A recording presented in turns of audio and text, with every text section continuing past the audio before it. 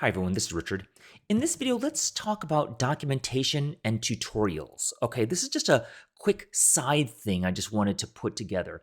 Um, we were going to talk about dependency injection, but I do want to mention something. So we were talking about routing, and then I went through the documentation and it starts throwing in dependency injection before they even talked about dependency injection.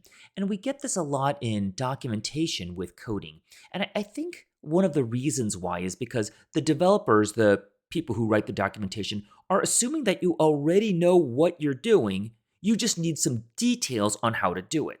I don't think that's a good assumption, but I think that's what the assumption is, because that's what it seems to be like.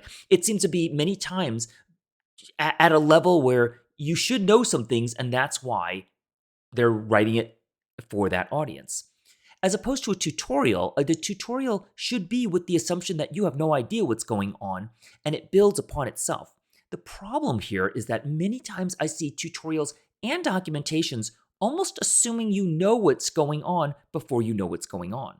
So what the problem is that if I learn something and in the documentation it discusses something, then I have to go talking about that, or at least review it for myself, right? And then I have to come back and say, oh, it talks about something else. I have to go back, and it makes the jumping around learning process a little bit difficult, all right?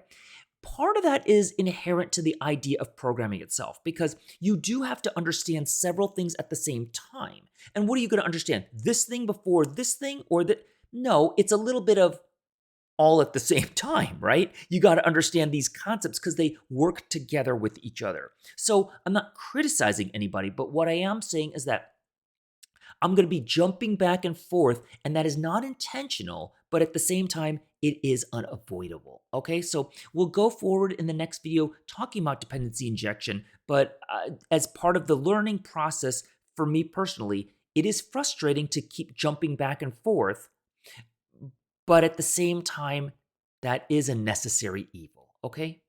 Thank you for understanding.